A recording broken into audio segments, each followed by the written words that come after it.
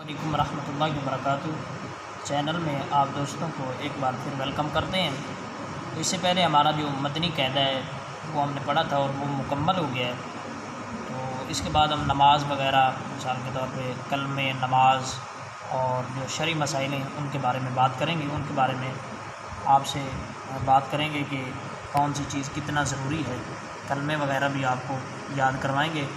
तो सबसे पहले अब जो ज़रूरी चीज़ है वो तहारत है कि हमें पता ही नहीं होता कौन सी चीज़ नापाक है कौन सी चीज़ पाक है। तो जब हमें नापाकी और पाकी का ही नहीं पता होगा तो ना हमें नमाज का फ़ायदा होगा ना हमें कुरान पढ़ने का फ़ायदा होगा।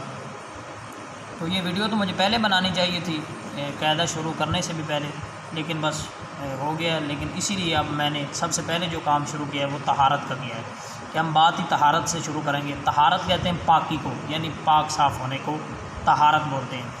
अब वो तहारत से पहले वो मिसाल के तौर पे बताते हैं कि कौन सी नजासत का क्या हुक्म है और कौन सी नजासत ज़्यादा नापाक है और कौन सी नजासत कम नापाक है, किसका हुक्म सख्त है और किसका हुक्म हल्का है वो बता रहे हैं। वो नजासत की दो किस्में बताते हैं। सबसे पहले वो बताते हैं नजासत की दो अक़साम।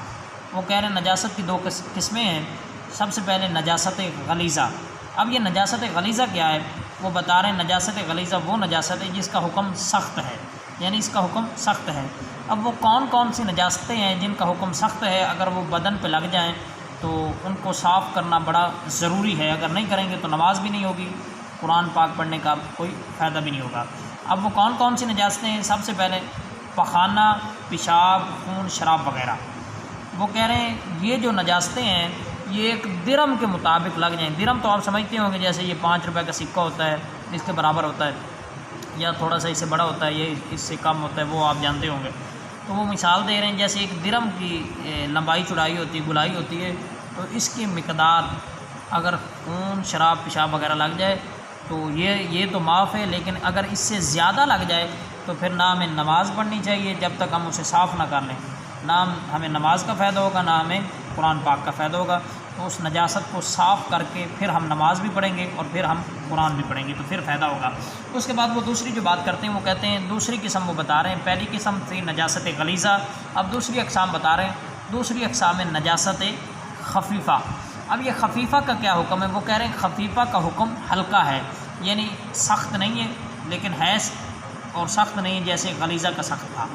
अब वो बता रहे हैं वो क्या चीज़ें होती हैं जो नजासतें खफ़ीफ़ा होती हैं। पहले मैंने आपको गलीज़ा बताई हैं कि शराब, खून, पेशाब वगैरह ये गलीज़ा हैं, और अब खफ़ीफ़ा क्या है जिनका हुक्म हल्का है? वो कह रहे हैं जानवरों का पेशाब वगैरह, जिन जानवरों का हम गोश्त खाते हैं, जैसे मछली का खून वगैरह, जिन जानवरों का हम गोश्त खाते हैं उनका पेशाब, गोबर वगैरह, ये नजासतें खफ़ीफ़ा हैं, तो इनका हुक्म हल्का है।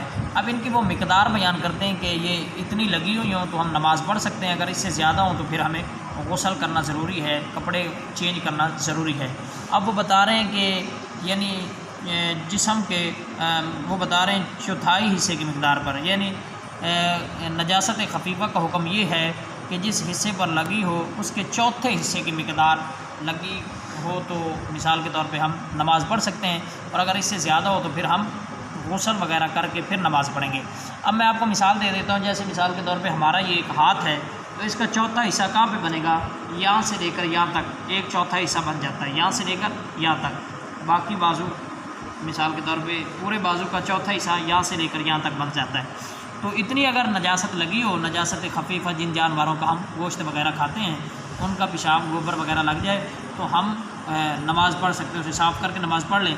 लेकिन चौथाई हिस्से से अगर ज़्यादा हो तो फिर हमें कपड़े बदलना, गुस्ल वगैरह करना ज़रूरी है। अब वो कुछ अहम मसाइल बताते हैं आगे, नजासत के कुछ अहम मसाइल बताते हैं कि नजासत के कुछ अहम मसाइल क्या हैं। वो कहते हैं नजासत अगर गाढ़ी हो, ठोस हो, जैसे गोबर, पेशाब वगैरह होता है, गोबर या पखाना वगैरह होता है, तो ऐसी अगर ठोस हो तो दिरम, यानी दिरम माना वज़न होगा, यानी वज़न, उसका वज़न करेंगे, ठीक है, दिरम के वज़न से हिसाब लगाएंगे। और अगर मिसाल के तौर पे जैसे शराब या पेशाब है तो दिरम, अगर ये जो नजासत है वो पतली हो तो लंबाई चौड़ाई का हिसाब लगाएंगे। अब वो जो बहुत ही आगे ज़रूरी मसाइल बताते हैं, बहुत ही ज़रूरी बात, अब मैं आपको बताऊंगा, आप हैरान हो जाएंगे कि ये तो हम इन चीज़ों में तो हम गौर व फिक्र करते ही नहीं हैं। वो बता रहे हैं कि जो दुखती हुई आँख से पानी निकलता है ये भी नजासत गलीज़ा है। अब नजासत गलीज़ा मैंने आपको बताई है कि इसका हुक्म सख्त है, इसका हुक्म बहुत सख्त है नजासत गलीज़ा का, खफीफ़ा का हल्का है। वो कह रहे हैं जो दुखती हुई आँख से पानी निकलता है ये भी नजासत गलीज़ा है। हमने तो ऐसी बातों पे कभी गौर ही नहीं किया। आगे वो बता रहे हैं जो दूध पीता बच्चा है, हमारे यहाँ क्या होता है दूध पीते बच्चे का हम पेशाब पखाना कहते हैं कि ये कौन सा खाना खाता है, तो लिहाजा इसका जो ये पेशाब वगैरह को है, इसका जो पखाना वगैरह ये नापाक नहीं है। वो बता रहे हैं दूध पीते बच्चे का जो पखाना पेशाब है ये भी नजासत गलीज़ा है। तो ये बड़ी काबिल गौर चीज़ें हैं। मिसाल के तौर पे हमें पता ही नहीं होता, हम गौर ही नहीं करते इन चीज़ों में। तो ये चीज़ें जो थी ये नजासतें थीं जिनका हुक्म सख्त था और जिनका हुक्म हल्का था, वो मैंने आपको बता दी हैं। अगर आपको कोई बात समझ ना आए तो आप बार बार मुझसे पूछें, मुझे कॉल करके पूछ सकते हैं, मैसेज करके कमेंट करके पूछ सकते हैं। मैं बताने के लिए तैयार हूँ, हर वक्त आपको बताने के लिए तैयार हूँ कि ये जो शरई मसाइल हैं मिसाल इनका हमें पता होना बड़ा ज़रूरी है। बच्चों को बहुत सारी ऐसी चीज़ों का पता नहीं होता, तो बाज़ का लोग ऐसी बातें हमसे पूछ लेते हैं जो पूछनी नहीं चाहिए, लेकिन ऐसी बातें पूछने में वो शर्म महसूस करते हैं। तो ये वीडियो मैंने इसलिए बनाई है ताकि आप लोग वीडियो से ही फ़ायदा उठा सकें। नजासत गलीज़ा और खफीफ़ा ये आपने अच्छी तरह सुननी है और इन पर गौर व फिक्र करना है।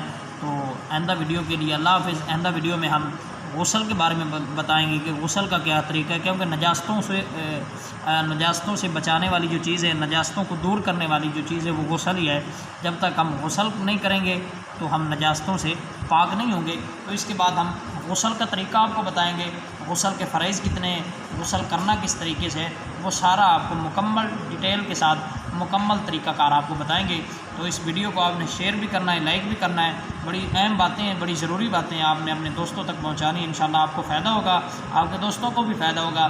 तो चैनल को भी आपने सपोर्ट करनी है, वीडियो को लाइक और शेयर भी करना है।